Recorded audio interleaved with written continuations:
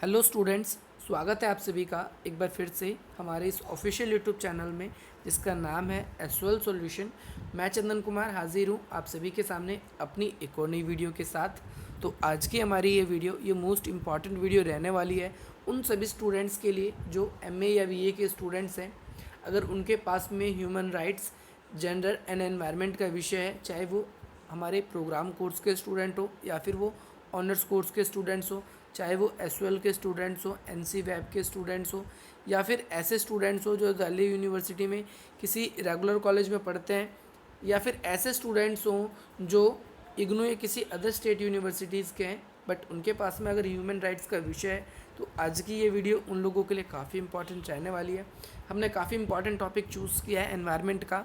जो बच्चे एनवायरनमेंट को पढ़ रहे हैं तो उनके लिए भी ये वीडियो आज की काफ़ी ज़्यादा हेल्पफुल रहने वाली है। आज के हम इस वीडियो में बात करेंगे कि भाई भारत के अंदर कौन कौन से पर्यावरण आंदोलन हुए हैं, और इस क्वेश्चन को जो हम लिखेंगे तो उसका सबसे पहले हम परिचय कैसे डालेंगे, कैसे नहीं डालेंगे, क्योंकि ये कंपलसरी है। हम अगर कोई भी क्वेश्चन लिखते हैं तो उसमें हमें परिचय लिखना बहुत ही ज़्यादा ज़रूरी होता है। तो सबसे पहले हम ये बात करेंगे कि भाई भारत के अंदर कौन कौन से पर्यावरण आंदोलन हुए हैं। तो भारत के अंदर जो पर्यावरण आंदोलन की बात करते हैं, भाई क्यों हो रहा है, तो उसका मेन रीज़न क्या है। हम पर्यावरण का विनाश करते जा रहे हैं, हम जो हमारा एनवायरनमेंट है उसको ख़राब करते जा रहे हैं, इसीलिए लोग क्या कर रहे हैं, पर्यावरण आंदोलन कर रहे हैं। और ये जो आंदोलन है पिछले कुछ दशकों से काफ़ी तेज़ी से बढ़ा है। जैसे कब से आप देखेंगे 1970 के बाद से हमें पर्यावरण को लेकर काफ़ी ज़्यादा आंदोलन, ना केवल भारत के अंदर, विदेशों में भी एनवायरनमेंट को लेकर बहुत ज़्यादा आंदोलन, प्रोटेस्ट वगैरह होने शुरू हो गए। इससे क्या क्या प्रॉब्लम निकल के आ रही है हमारे सामने। जो वायु है वो जहरीली होती जा रही है, जो हमारी नदियाँ हैं वो नालों में बदलती जा रही है। बहुत से जो लोग हैं उनको ध्वनि प्रदूषण के कारण अनेक प्रकार की विकलांगता का शिकार होना पड़ रहा है। इसके अलावा अगर हम देखेंगे, ये सारा का सारा जो खेल है, अनेक प्रकार की हम देखेंगे जो बीमारियां हैं जीव जंतुओं को उत्पन्न हो रही है, वो डेवलपमेंट के लिए, डेवलपमेंट की वजह से, वनों की अंधाधुंध कटाई के कारण हमारे मौसम में परिवर्तन आ रहा है। भाई कभी भी मौसम कैसा हो जाता है। इसके बाद धरती का तापमान बढ़ रहा है, ओजोन परत में छिद्र हो रहे हैं, और ये सारी की सारी जो प्रक्रिया है ये हमारे विकास के कारण हो रही है। हम अपने डेवलपमेंट रेट को बढ़ाने के चक्कर में हम अपने एनवायरनमेंट को बिल्कुल ही ख़त्म करते जा रहे हैं। एक तरफ से ये डायग्राम आपको यही शो कर रहा है, इधर इंडस्ट्रियलाइजेशन है, ये चिमनियों से निकलने वाला जो धुआं है ये हमारा एटमॉस्फेयर कैसे ख़राब कर रहा है। जैसा कि मैंने आपको बताया कि भाई हमें अनेक प्रकार की समस्याओं से जूझना पड़ रहा है। हमारी जो नदियाँ हैं, जो हमारी रिवर्स है, वो ज़्यादा पॉल्यूटेड होती जा रही है। ओजोन लेयर जो है हमारी, वह सन से निकलने वाली अल्ट्रावायलेट रेड से प्रोटेक्शन करती थी, लेकिन ये ओजोन लेयर में ही भाई क्या हो रहा है, छिद्र होता जा रहा है। इसके अलावा अगर आप देखेंगे तो भाई दुनिया में बहुत से जीव जंतु की जो प्रजातियां हैं वो लुप्त होती जा रही है। इंसान जो ह्यूमन है उसकी जो एक एवरेज एज थी पहले जीने की, लिव्स की, जैसे कोई 100 जी लेता था, कोई 90 जी लेता था, कोई 80 भी जी लेता था, तो अब ये घटकर 60 फिर 50 पे आके अटक जा रही है। कि भाई ज़्यादातर जहाँ पर ज़्यादा पोल्यूशन है, जहाँ ज़्यादा एनवायरनमेंट का इशू है, तो वहाँ पर एज भी लोगों की कम हो रही है, जल्दी से जल्दी लोग मरने का शिकार हो रहे हैं। तो ये प्रॉब्लम निकल के आ रही है। तो ये सारी की सारी प्रॉब्लम जो है, इसको पर्यावरण को सुरक्षा करने के लिए ही ये सब आंदोलन किए जा रहे हैं। अब ये बात करते हैं हम, जो पर्यावरण जो आंदोलन हो रहे हैं इन्हें हम कितने वर्गों में बांट सकते हैं। अगर आप देखेंगे तो जो पर्यावरण आंदोलन है बेसिकली हम इन्हें 3 पार्ट्स में, 3 वर्गों में बांट सकते हैं। ओके गाइज, सबसे पहला वर्ग, पहला जो पार्ट है वो कौन सा पार्ट है, इसमें हम ऐसे आंदोलनों को रखा है जो जल से जुड़े हुए हैं। जो हमने जल की सुरक्षा की बात करी है, अब आप सोचेंगे ऐसे कौन कौन से आंदोलन है। नर्मदा बचाओ आंदोलन है, टहरी बांध आंदोलन है, इसके बाद चिल्का बचाओ आंदोलन है, गंगा मुक्ति आंदोलन है, पानी पंचायत। ऐसे हमारे कई सारे आंदोलन हैं जो जल की उत्पादन को, जल की स्वच्छता को और जल की जो आवश्यकता है उसको सुरक्षित करने के लिए हमने कई सारे आंदोलन किए। तो ये पहली श्रेणी के आंदोलन है, इसके बारे में चर्चा करेंगे। इसके बाद दूसरी श्रेणी में हमने कैसे आंदोलनों को रखा है, ऐसे आंदोलनों को जो जंगलों से जुड़े हुए हैं, जिन्हें जंगलों को काटने की कोशिश की गई है। जैसे कौन कौन से आंदोलन है, विश्नोई आंदोलन है, चिपको आंदोलन है, अपिक्को आंदोलन है, इसके अलावा आप देखोगे साइलेंट घाटी आंदोलन है। तो ये बहुत सारे आंदोलन हैं जो मानव ने अपनी सुरक्षा के लिए ऐसे आंदोलनों को, ऐसे प्रोटेस्टों को करना शुरू किया। इसके बारे में अभी हमने बात करी। ओके, तो अब तीसरे प्रकार के भी आंदोलन हमने बात करी थी। 3 प्रकार के आंदोलन जो है हमने रखा है। पहला जल से संबंधित, दूसरा वन से संबंधित है। अब तीसरा जो आंदोलन है वो मिट्टी की उर्वरा क्षमता, मिट्टी की जो फर्टिलाइज पावर है, जो उर्वरा क्षमता है, उसको बढ़ाने की बात करी। जैसे कि भाई किस प्रकार से हम मिट्टी के कटाव को रोक सकते हैं, किस प्रकार हम ज़मीन की उर्वरा क्षमता को बढ़ा सकते हैं, किस प्रकार से हम जो लोगों के विस्थापन को, जो विस्थापन का मतलब क्या, जैसे एक एरिया है उस जगह डैम बनाया जा रहा है, तो भाई इस एरिया में जो पहले लोग रहते थे, अब इनको यह जगह छोड़कर दूसरी जगह जानी पड़ेगी, तो लोगों का ये विस्थापन कहलाता है। विस्थापन मतलब क्या होता है? माइग्रेशन। एक तरीके से आप इसे प्रवास भी समझ सकते हो। तो ऐसे प्रवास को रोकना। ऐसे में कौन कौन से आंदोलन हुए? तो नर्मदा घाटी टहरी बांध आंदोलन, बीज बचाओ आंदोलन, ऐसे कई आंदोलन हुए। अब आपने एक चीज़ नोटिस करी होगी, मैंने नर्मदा बचाओ आंदोलन जो है यहाँ पर भी काउंट कर लिया जल वाले में, तो आप इसको दोनों जगह पर समझ सकते हैं। आज हम बात करेंगे अपने सबसे पहले आंदोलन के बारे में, जो विश्नोई आंदोलन है। कौन सा आंदोलन? विश्नोई आंदोलन, जिसे हम विश्नोई मूवमेंट भी कहते हैं। ये पर्यावरण आंदोलन था जो पर्यावरण की सुरक्षा के लिए किया गया था, और पूरे भारत के अंदर अगर हम देखें, जो हमें लिखित प्रमाण मिलते हैं, उसका सबसे पहला आंदोलन था। अब आप सोचेंगे ये विश्नोई आंदोलन क्या आंदोलन था? मैं आपको बता देता हूँ। राजस्थान में एक खास किस्म का पेड़ पाया जाता है जिसका नाम है खेजड़ी, और ये जो खेजड़ी पौधा है, ये पौधा नहीं सॉरी पेड़ है, तो ये पेड़ जो है ये एक प्रकार से वहाँ पर काफ़ी ज़्यादा पाया जाता है। और वैसे राजस्थान में अगर आप देखेंगे तो पहले के टाइम की बात है, जब ये आंदोलन हुआ तो उस टाइम पे वहाँ पर ज़्यादा हरियाली नहीं हुआ करती थी, ज़्यादा वहाँ पर जल के सोर्सेज नहीं थे। आज तो वहाँ पर पाइपलाइन सिस्टम, दुनिया भर की चीज़ें आ चुकी है, लेकिन पहले वहाँ पर कुछ नहीं था। वेल वगैरह, हमारे पास कुआँ या फिर तालाब, तलैया, ऐसे हमारे पास सोर्सेज थे जिनका हम यूज़ कर सकते थे। तो ऐसे में ही हमारे जो विश्नोई आंदोलन है, ये कैसे शुरू होता है मैं आपको बता देता हूँ। ये पर्यावरण का आंदोलन था। ये विश्नोई भी चिपको आंदोलन की तरह था। बात करते हैं जो विश्नोई है। एक पहली बात तो आपको समझना है, ये धार्मिक समुदाय है। विश्नोई क्या है? एक धार्मिक समुदाय है, और इस समुदाय के लोग राजस्थान में, हरियाणा में, पंजाब में और उत्तर प्रदेश और मध्य प्रदेश, इन जगहों पर पाए जाते हैं। विश्नोई एक संप्रदाय है। संप्रदाय जैसे हिंदू धर्म का संप्रदाय होता है, मुस्लिम धर्म का संप्रदाय होता है, ऐसा ही विश्नोई धर्म का भी एक संप्रदाय है।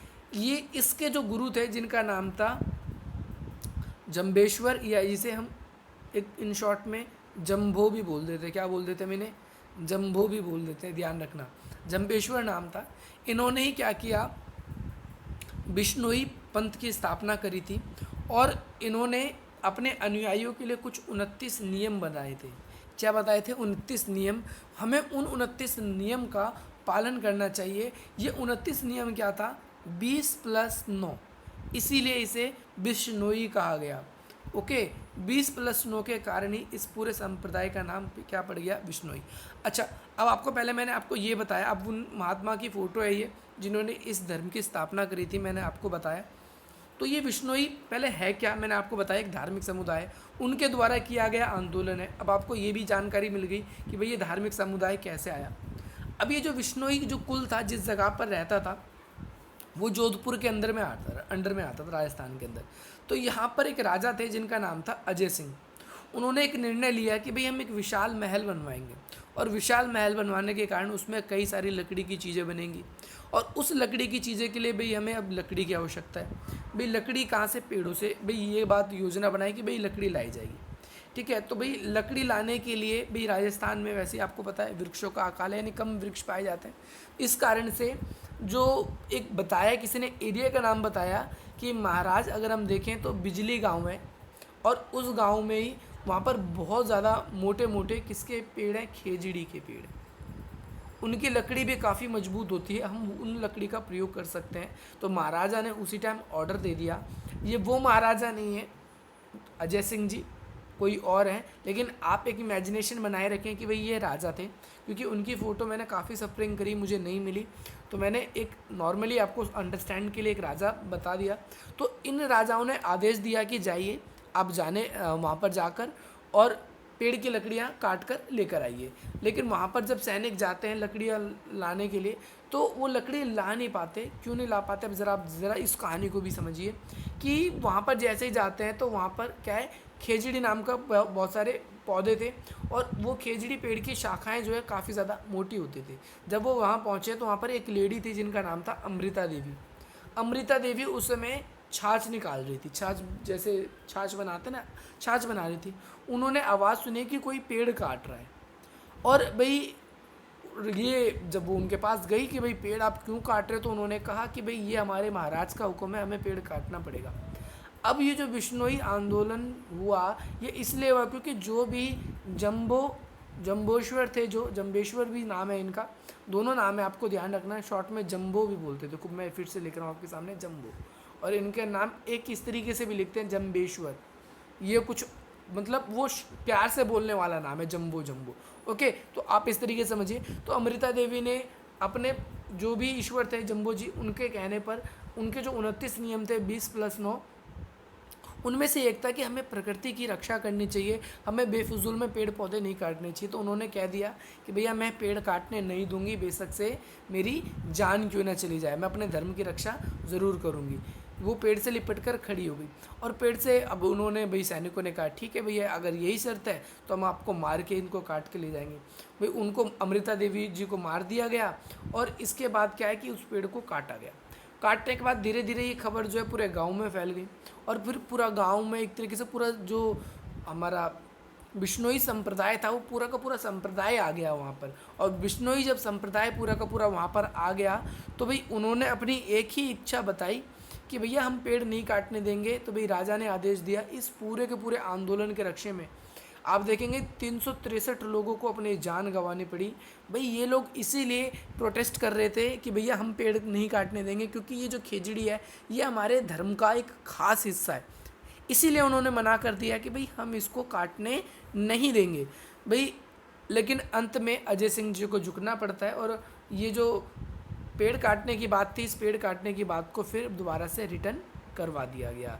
तो इस प्रकार से जो लोगों ने पेड़ों की रक्षा के लिए जो आंदोलन किया था, ये कौन सा आंदोलन था, ये था आपका खेजड़ी आंदोलन। अब हम बात करेंगे चिपको मूवमेंट के बारे में, चिपको आंदोलन के बारे में।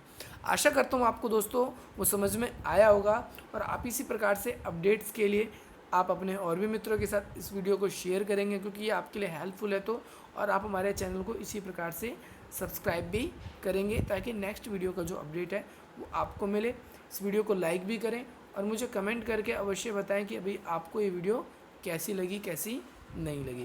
तो अब बात करते हैं हम ज़रा अपने चिपको मूवमेंट के ऊपर। तो ये भाई चिपको मूवमेंट क्या था, वैसे तो आपने छोटी क्लासेस में भी पढ़ा होगा, लेकिन अब आप पढ़ रहे हो सेकेंड ईयर में इसको, या फिर आप पढ़ रहे हो चिपको मूवमेंट को फर्स्ट ईयर में, या फिर ऐसा भी हो सकता है कि आप इसे थर्ड ईयर में पढ़ रहे हो या एमए में पढ़ रहे हो। तो आपको छोटी क्लासेस का काम आएगा, तो पर आपको उतने मार्क्स नहीं मिलेंगे जितने मिलने चाहिए अगर आप उतना लिखोगे। तो ये मैंने कोशिश करी है इतना बड़ा लिखने की चिपको मूवमेंट की कि अगर आपके पेपर में शॉर्ट नोट भी आए। जिस प्रकार से मैंने खेजड़ी के बारे में आपको बताया, ये बिश्नोई आंदोलन के बारे में बताया आपको बिल्कुल अच्छी तरीके से, आशा करूँगा ये भी आपको समझ में बिल्कुल अच्छी तरीके से आ जाए। तो जो चिपको आंदोलन है इसकी कब शुरुआत होती है, पहली बात तो मैं बता दूं कि भाई बहुत से लोग आपको कहेंगे चिपको आंदोलन की शुरुआत 1974 में हुई, लेकिन इसका कोई रियल फैक्ट में कुछ नाम ही नहीं है कि भाई कब शुरुआत हुई। आप अलग अलग तरह की बुक पढ़ेंगे तो आपको अलग अलग तरह की जानकारी मिलेगी, बट ऑथेंटिक बुक पढ़ेंगे जैसे जो सीबीएसई के द्वारा गाइड की जाती है या फिर ऐसे जो यूजीसी के द्वारा गाइड की जाती है, यानी जो हमारे प्रोफेसर वगैरह का एग्ज़ाम्स लेते हैं या प्रोफेसर वगैरह जिन बुक्स को खुद लिखते हैं, तो उसमें ये मैंने काफ़ी एनालिसिस के बाद आप लोगों के पास लेकर आया हूँ कि भाई 1970 का दशक लिखना है आपको, जो प्रारंभ का दशक है वैसे उसमें लिखना है। उसमें चिपको मूवमेंट की शुरुआत हुई थी। जो चिपको मूवमेंट है उसमें स्त्रियों ने बड़ा ही बढ़ चढ़ कर भाग लिया था, इसीलिए इसे महिला आंदोलन के अंदर भी रखा जाता है। तो चिपको आंदोलन को भी और साथ ही साथ आपके जो बिश्नोई आंदोलन है उसको भी महिला आंदोलन में भी हम रख सकते हैं। इसके साथ साथ इस आंदोलन में स्त्रियों ने मुख्य भागीदारी निभाई और उन्होंने पेड़ों को काटने की रक्षा बात कही। इस आंदोलन के अंदर आपको ये समझना है। इसके अंदर और क्या चीज़ें आपको समझनी है, जो चिपको मूवमेंट है इसके अंदर ये इसलिए हुआ क्योंकि वहाँ के लोग जो है वो इकोनॉमिक रूप से, जो आर्थिक रूप से काफ़ी पिछड़े हुए थे। उसका रीज़न क्या था? देखो, अलकनंदा नदी है, अलकनंदा नदी है, वहाँ से क्या हुआ कि भाई बहुत ही भीषण बाढ़ आई, और बाढ़ आने के बाद वहाँ पर सारी फसलें वगैरह जो है सारी ख़राब हो गई। वहाँ का जो भी इनका रिसोर्सेज वगैरह था, जो भी यूज़ का सामान था, वो सारा का सारा ख़राब हो गया। अब इन लोगों के पास जो कृषि वगैरह करने के लिए भी भाई कुछ नहीं था, ईंधन वगैरह सारे नष्ट हो गए भाई, बहुत ज़्यादा लाचारी आ गई भाई उत्तराखंड के लोगों के पास में, कुछ इस प्रकार की परिस्थिति हो गई, ये आप देख सकते हैं। अब इनके पास एक ही चारा था स्थानीय लोगों के पास कि भैया अपनी अगर दैनिक आवश्यकताओं को पूरा करना है तो उसके लिए भाई वनों पर निर्भर रहना पड़ेगा, और वनों में ही जाकर कुछ चीज़ें जैसे लकड़ी काट ली, या फिर उस वन से कुछ हमने ईंधन वगैरह लकड़ियाँ इकट्ठा कर ली, और उन लकड़ियों को शाम को जला के कुछ खाने को बना लिया ताकि हमारा घर चल सके। तो लोगों ने अपने भाई वहाँ पर आपने देखा कि भैया भाई बाढ़ के कारण भाई लोगों की काफ़ी ज़्यादा इकोनॉमी डाउन हो गई। अब भाई लोगों ने को स्ट्रॉन्ग करने के लिए, इकोनॉमी को स्ट्रॉन्ग करने के लिए भाई एक संघ था, वहाँ पर नाम था दिशोली, दिशोली ग्राम संघ, इस संघ में गए वो, और वहाँ पर उन्होंने अपने रोज़गार के बारे में बात की कि भाई हमें रोज़गार मिल जाएगा क्या, लेकिन वहाँ पर ज़्यादा अच्छी उन्हें मिलती नहीं है। तो इसके बाद उन्होंने निर्णय लिया कि भैया हम जाएंगे स्थानीय गांव में, हम कुछ लकड़ी काट के लाएंगे, और उससे फिर क्या करेंगे, हम अपनी खेती बाड़ी को दोबारा से शुरू करेंगे। और वहाँ पर उन्होंने अंगू के पेड़ की लकड़ी की काटने की बात की, लेकिन स्थानीय प्रशासन ने उन्हें पेड़ काटने की अनुमति नहीं दी। ठीक है, मना कर दिया कि भैया आपको पेड़ काटने की अनुमति नहीं मिलेगी। और लेकिन कुछ ही समय बाद आगे चल के वहाँ पर पेड़ काटने की अनुमति एक स्पोर्ट्स कंपनी को दे दी जाती है, जो क्रिकेट बैट या फिर हॉकी इस प्रकार के खेल उपकरणों को बनाती है जो खेलने में सहायता करते हैं। तो स्थानीय लोगों ने इसमें आपत्ति दिखाई, और इसमें उन्होंने ऐतराज़ भी दिखाया कि भैया ये तो बिल्कुल ठीक नहीं है, ये तो भेदभाव वाली बात है। ये आंदोलन बेसिकली कहाँ शुरू हुआ, सबसे आपको ध्यान रखना है, रैनी गांव था उसका नाम, और वो ज़िला उसका क्या था, चमेली ज़िला था। कौन सा ज़िला था? रैनी गांव था, चमेली ज़िला था। और ये एरिया कहाँ पड़ता है? ये तिब्बत और भारत की सीमा के थोड़ा सा नियर में पड़ता है, आपको इस बात का ध्यान रखना है। और ये कुछ किलोमीटर की दूरी पर वहाँ से इस आंदोलन में महिलाओं ने मुख्य भूमिका निभाई, जिसमें से जमुना देवी है, अभी आगे मैं और भी नाम लूँगा, जैसे गौरा देवी भी है, उनके बारे में भी बात करेंगे। तो ये आंदोलन क्यों हुआ, आपने देखा कि भाई लोगों ने, अब इसमें एक बात और भी बताई थी इन स्त्रियों ने कि भैया ये जो स्थानीय जो जंगल है ये हमारी जीविका के साधन, हम यहाँ से लकड़ियाँ चुन के लाते हैं, फिर हम जलाते हैं, उसमें से और भी जो ज़रूरत की चीज़ें हम यहाँ से लेते हैं। भाई हम इन पेड़ों को नहीं काटने देंगे, अगर ये कट जाएगा तो हमारे जो रिसोर्सेज हैं वो ख़त्म हो जाएंगे। इसके अलावा कुछ मांग भी रखी थी, इसके अंदर क्या क्या मांग थी, जैसे सबसे पहली मांग है ठेकेदारी प्रथा जो है उसको ख़त्म करें, क्योंकि इस ठेकेदारी प्रथा के कारण जो श्रमिक, जो मजदूर जितने भी काम करते हैं, उन्हें नियमित रूप से पैसे भी नहीं अच्छे से मिल पाते थे, जिसके कारण क्या है कि भाई उन्हें हिसाब किताब भी नहीं रहता था। ठेकेदार पे ठेके पे काम करवा लिया, ले भाई आज इतने पैसे देंगे, कल इतने देंगे, इतना काम हो जाना चाहिए तो इतने पैसे देंगे। तो इसके अलावा दूसरी बात, इसके अंदर एक मांग ये रखी कि भाई शराबखोरी के विरुद्ध में आवाज़ उठाई, क्योंकि बहुत सी जो स्त्रियाँ थी उनके साथ उनके जो पति थे वो एक तरीके से मारपीट करते थे। उसका रीज़न ये था कि भैया वो शराबखोरी के शिकार थे। इसके बाद वनों को क्या किया जाए, स्थानीय लोगों के लिए कुछ % आरक्षण कर दिया जाए, ताकि अगर कल को आगे अंदर कुछ काम भी होता है तो उसके थ्रू जो है वो काम अपना कर सके। आई होप आपको ये समझ में आ गया होगा। इसके बाद चिपको जो ये मूवमेंट रहा, इसके अंदर स्त्रियों का, इसमें महिलाओं का क्या योगदान रहा, अब ज़रा इसके बारे में भी समझ लेंगे। महिलाएं इसमें क्या भागीदारी निभाई। इसमें 2 महिलाओं का नाम याद रखना है, एक तो पहला गौरा देवी का और दूसरा जमुना देवी का। इनका कहना था कि जो ये जो जंगल है, ये जंगल हमारे एक तरीके से मायका है। इनका जंगल जो है वो क्या है, मायका है। और सब मायका जो होता है किस तरीके से सबसे सुखद स्थान है, क्योंकि हमारे जो पति हैं वो कई बार रोज़गार के चक्कर में अपने स्थान को छोड़कर दूसरे जगहों पर, शहरों पर या और जगहों पर चले जाते हैं, और इसके कारण से हमें यहाँ पर रहना पड़ता है, और यही हमारी जीविका का साधन है। हम इनको नहीं छोड़ेंगे, हमें इसकी रक्षा ज़रूर करनी पड़ेगी। तो इस तरीके से ये बात इसके अंदर आ जाती है भाई, और महिलाएं पेड़ों से आलंगित हो जाती है।